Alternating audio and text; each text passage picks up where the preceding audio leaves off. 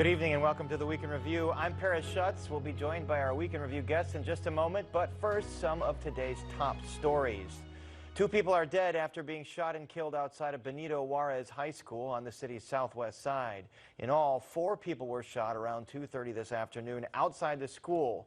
Police haven't confirmed the names or ages of anyone involved, and Superintendent David Brown says there is no suspect yet. This is a preliminary investigation. We're just getting started. We're reviewing video in the area. We're reviewing our cameras at our police district and OMC, and hopefully we'll be able to get further along with the investigation sooner rather than later. Mayor Lightfoot says she has tested positive for COVID-19. Lightfoot revealed the news late this afternoon and says she is not feeling any symptoms, which she attributes to being fully vaxxed and boosted. She says she'll work from home and follow the CDC guidelines for isolation. Lightfoot presided over a full city council meeting yesterday, and this is her second reported case of COVID-19. The father of the man charged with the Highland Park shooting now faces criminal charges of his own. The Lake County State's attorney is charging Robert Cremo Jr. with 7 counts of reckless conduct because he signed his son's application for a firearm owner's identification card. Robert Cremo III is being held without bail, accused of shooting and killing 7 and wounding dozens of others during the Highland Park 4th of July parade. Father Cremo Jr. is set to appear before a judge tomorrow. Federal prosecutors say Alderwoman Carrie Austin is trying to pull a fast one by claiming she's too sick to stand trial. Austin has said she's suffering from health issues that should exempt her from going to trial, but in a court motion today, prosecutors say they did limited surveillance of Austin and found that she did a number of things. Among them, she visited a beauty store, a fast food restaurant, and got her hair done, suggesting that she is exaggerating her health issues. Austin is charged with getting personal benefits from a contractor who is trying to do business with the city, among other things. And now to our Week in Review panel. Joining us are Sarah Karp of WBEZ 91.5, Mike Flannery of Fox 32 News, Sarah Freistadt of the Chicago Tribune, and Greg Pratt, also of the Tribune. And let's get to our agenda for the evening. First, after decades of talk, Chicago is on track for a number of major projects. The long sought-after casino is approved by City Council. Older people also approved TIF funding for extending the Red Line to 130th on the far south side. Meanwhile, a controversial new high school on the south side approved on the CHA's old Harold Ickes location. And after 9 years and more than $800 million, the Jane Byrne interchange officially opens. All right, that's a lot to get to. Mike Flannery, these are some big ticket items that passed out of City Council yesterday. The casino approval, a TIF for the Red Line extension south to 130th. These are things that even eluded former Mayor Rahm Emanuel. Should Lightfoot be taking a victory lap right now? Well, she is, and it's many years before that CTA project in particular will begin construction, and then even additional years before riders will be using it. But the first designation of this as a project the feds would be willing to fund did come under Mayor Emanuel, as you noted. And Greg Pratt, are these the kind of things that could translate to campaign success, as polls are out now showing that she's trailing some of her challengers? Of course, and the mayor has a variety of things that she's been able to do and succeed with in the past 4 years that she can talk about, and things that are going down the pike, like the casino, like the Red Line extension. And the issue for her is going to be whether she can get that out there and get it out there beyond some of the things that cause her problems, like crime and like the criticism of her personality sometimes. But she absolutely has things to talk about. All right, let's take some of these big ticket items and pick them apart. Sarah Freistadt, with the tax increment financing district for the CTA Red Line extension, it's about $900 million that could be available there. How is this TIF going to work? So this TIF it's a little bit different than a traditional TIF that you might be thinking of. Basically, they'll be taking that roughly $950 million. It's going to be generated in a stretch of the city from downtown to Bronzeville, basically, and they're going to take the money that's generated there and bring it further south to build the Red Line, to extend it 5.5 miles south down to 130th Street. From 95th down to 130th Street, and they passed this before the end of the year because they wanted to get some of that federal matching funds, as much as $2 billion. Is it a cinch, Sarah, that they're going to get that money, that federal money? You know, the TIF was pretty key. It was a key step forward in getting that, but they do still have to go out and get these federal grants and then and some other money on top of the federal grants. You know, all told, this project is supposed to be $3.6 billion, so there's still quite a bit of money left to get. Sarah Karp, this has been talked about since perhaps the 1950s under former Mayor Richard J. Daley. So this is the funding aspect of it, but do you think this is actually going to happen? Will there be shovels in the ground at some point to start building this extension? You know, I was just thinking about how long this has been. I remember when I was working for the Daily Southtown right out of school in 1995, they were talking about this extension because, you know, the southern suburbs are very interested in this, especially like, you know, like Calumet City and places farther south. So it's taken a long time, and I do wonder if it will ever get done. But now if they have money, then that looks like that's a good thing. But isn't it right that the alderman for like the Bronzeville area was not in a complete support of taking the money out of the TIF? Right, Dowell. She was the one no vote. Yeah, so I think that's kind of interesting, and you know, I wonder, you know, if she can make some of a point, because TIFs are usually very, you know, very much what the alderman wants. And in fact, the TIF money that's being used to buy the CHA land that's in Alderman Dowell's area, you know, for the new Near South High School is something that she's really pushing for. She was in favor of that, and I do want to get to that. But first, let's run a quote from Mayor Lightfoot from yesterday's City Council meeting about this Red Line extension vote. I just want to say congratulations to the far south side. It's a long, long, long time coming.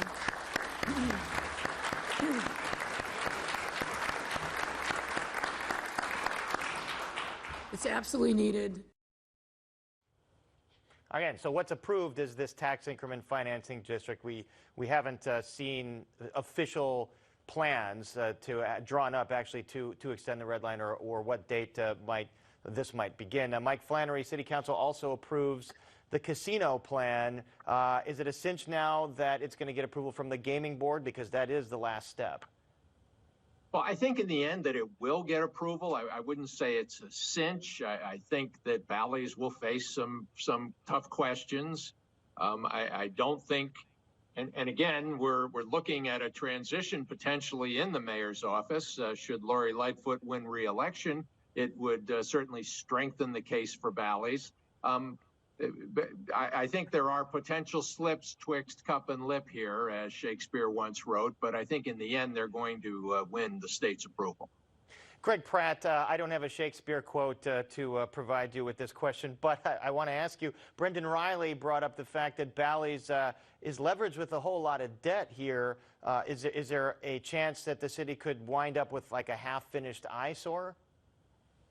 Well, I don't know if Brendan Riley said that or if it was Mark Twain, but there are a lot of risks there. You know, I think that there's a lot of negativity around the casino from some people, and they may be right, but it's hard to imagine, considering how much the city, the mayor, the trade unions, how much all of these individuals, the rest of the state, you know, the state is relying on this money for logistical stuff. It's hard to imagine that whole ecosystem allowing this project to fail.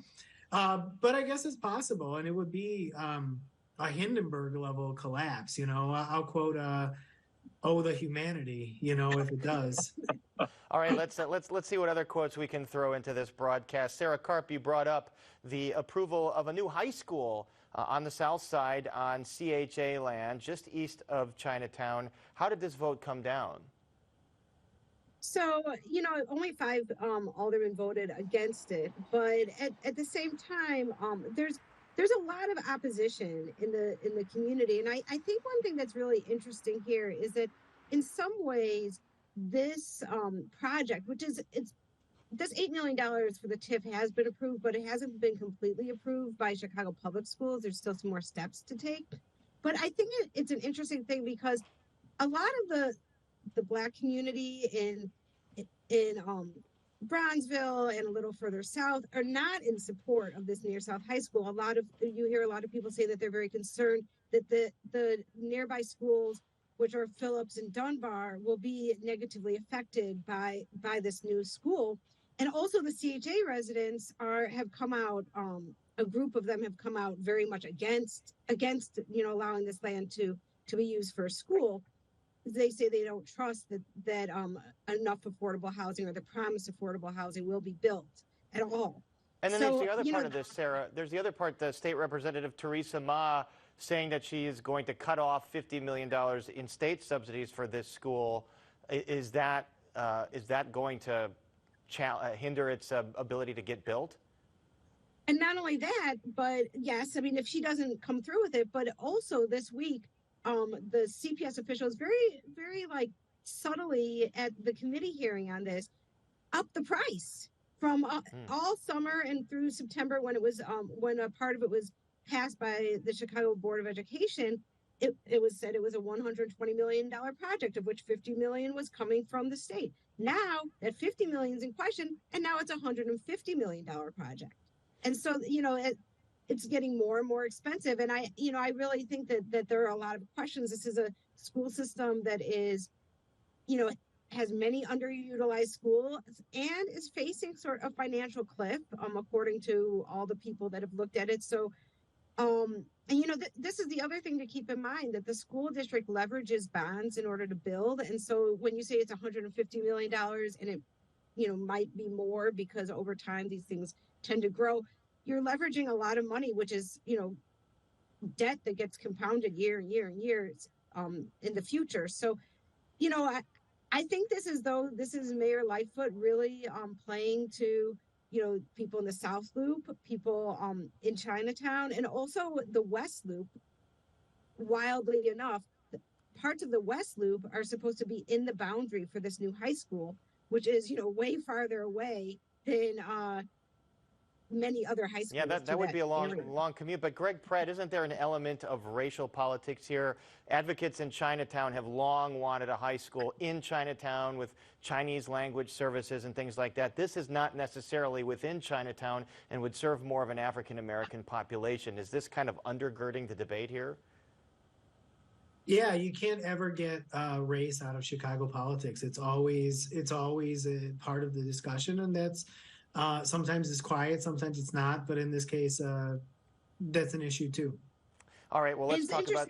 Go ahead, Sarah. Well, I was just going to say, they say that it's going to be mostly a Black population, but it's mostly the Black community that's not really in support of the high school, because they don't believe that, a lot of people do not believe this is really being built for the children of, for the Black community's children. So they think it's being built for the South Loop's children, or children from Chinatown.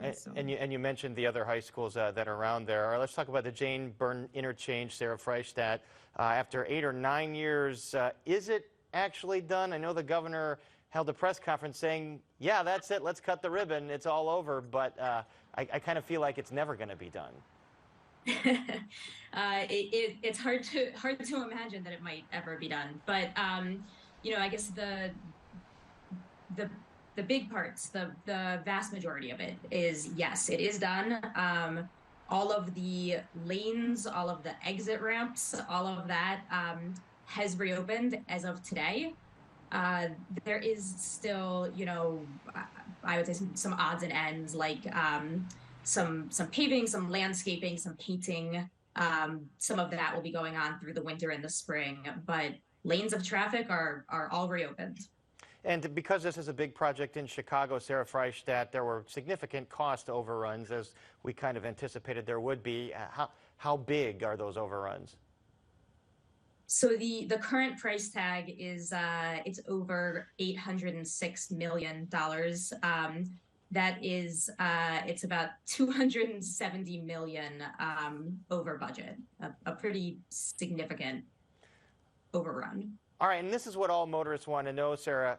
How is this going to improve my commute time from the north side to the south side or getting on the Eisenhower going west? Well, they say they are, promising us that it will mean it will shave a lot of time off of commutes.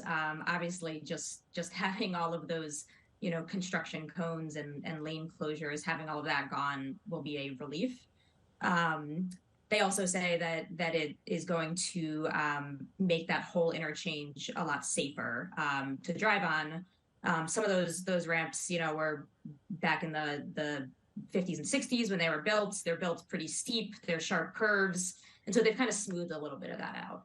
All right, well, we'll eagerly await the next renovation of the Jane Byrne interchange, which should happen any year or so. Let's move on to some politics. In the race for mayor, polls show Mayor Lightfoot trailing some of her challengers. Will an emotional new campaign ad help soften Lightfoot's abrasive image? And mayoral candidates Jamal Green and Willie Wilson spar over ballot petitions and allegations of bribery. Mike Flannery, you had a poll on Fox 32 showing Mayor Lightfoot in third place. We had a poll commissioned by a union that is endorsing Chuy Garcia that showed Chuy Garcia out front. How much should we make of polls right now? Well, the survey that we reported, Paris, was just paid for by the pollster, Matt Podgorski, not by a campaign. And I think these polls are a snapshot. These two, the one that you guys reported the other night and that we reported last night on Fox 32, align. They show Chuy Garcia is the clear early front runner. Now he could yet stumble and fall, but the finding of that survey that we reported last night that Mayor Lightfoot was actually behind Chuy, Paul Vallis, and then in third place, and just about tied with her, Willie Wilson. I mean, that's the one sending shockwaves through City Hall. It's extremely rare for a Chicago incumbent mayor not to make the runoff. I mean, we haven't had this runoff game going for a long time here. It's still relatively new, but it would be unheard of for Lightfoot not to make the runoff, and it's astounding that she's in jeopardy of doing just that.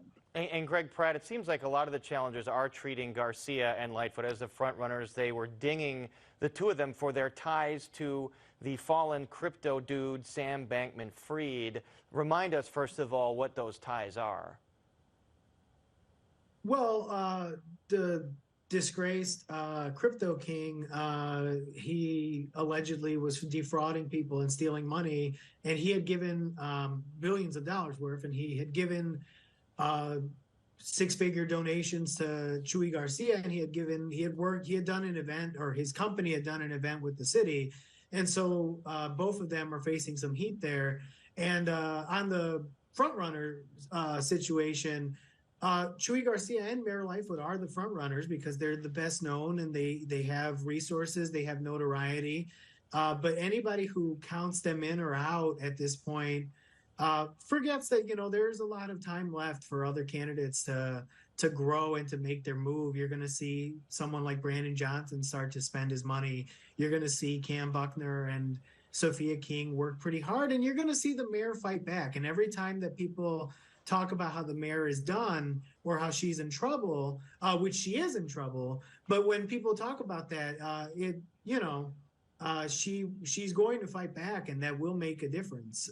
Whether it makes enough of a difference for her, who knows? But this thing is far from over.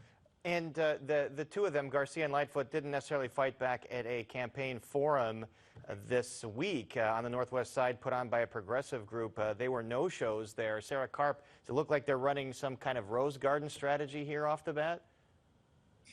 I don't know. I don't know. Maybe they think the less I say, the better I am. And maybe for Lightfoot, like the best is she's like sort of put as like spontaneous, especially when she's being attacked.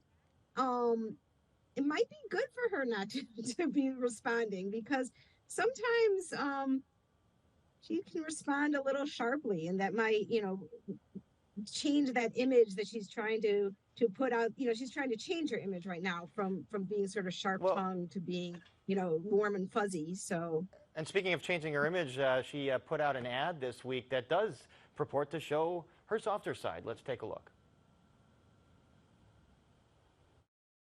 I'm the youngest of 4 kids. Both my parents were born in the segregated South. I wouldn't be sitting here but for the sacrifices that my parents made for me, and particularly my mom. My mother, my parents. Sarah Freistadt, a more emotional and personal appeal here. Do you think this is an effective strategy? They could never have imagined. You know, I think it's a strategy that maybe is a little bit predictable. Maybe we could have seen this coming. Coming at a time, as you pointed out, she did not, you know, come to the mayor, to the candidates forum this week. She is portraying this more emotional side, and certainly she did have some big wins, both real wins and what she is portraying as wins in city council this week, and maybe is you know letting that do a little bit of the talking for her.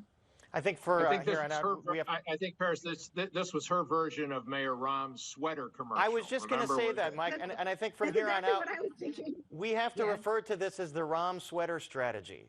That's what this is going to be for time immemorial from here on out. Okay, let's move on to some other political news. Congressman Adam Kinzinger gives a tough farewell speech on the House floor. Mayor Lightfoot encrypts police scanners, which blocks media from breaking news. Meanwhile, an independent monitor reports that CPD is failing to meet goals of the consent decree, and Illinois lawmakers hear more wrenching testimony at another hearing on banning assault weapons. Now, let's start with that story with Congressman Adam Kinzinger. He gives a frank and emotional goodbye speech to Congress. Let's take a look. Had I known that standing up for truth would cost me my job, friendships, and even my personal security, I would, without hesitation, do it all over again. Mike Flannery, Congressman Kinzinger, obviously the Illinois Republican who broke with President Trump after January 6th, was on the January 6th committee. That committee now reportedly issuing criminal referrals to the Justice Department of former President Trump for things like conspiracy to defraud the United States. What kind of weight does this referral have?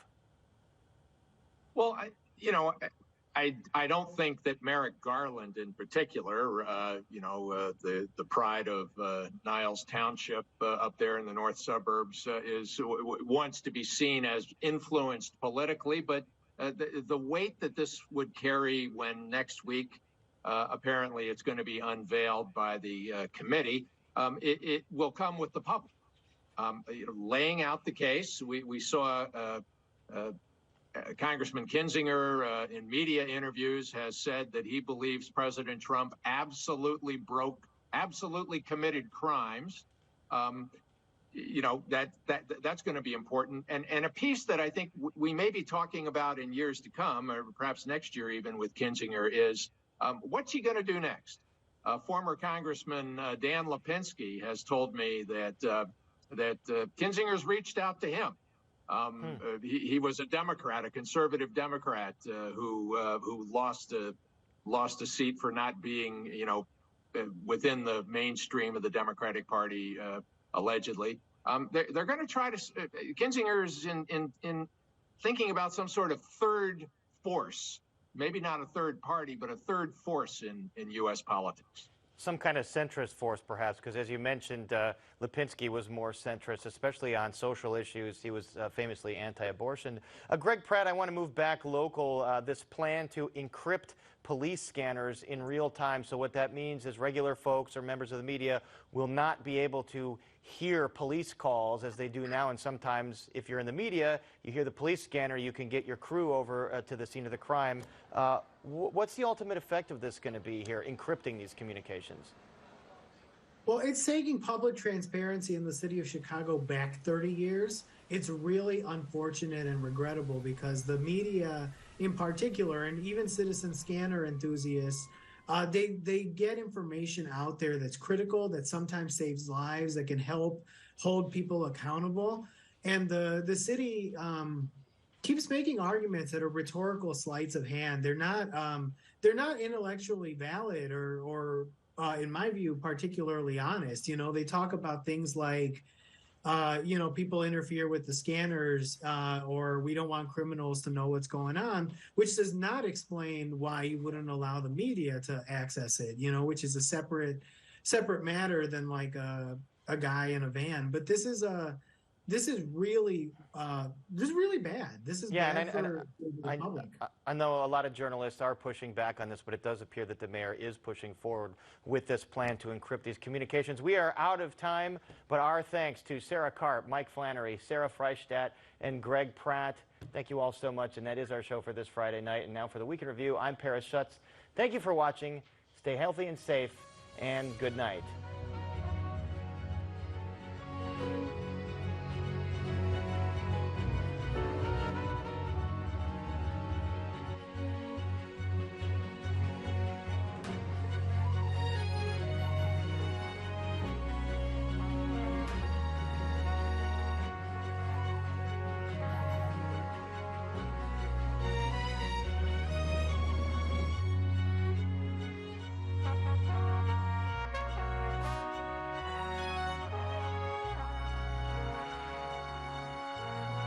Closed captioning is made possible by Robert A. Clifford and Clifford Law Offices, a personal injury law firm pleased to give back to the community through numerous charitable initiatives.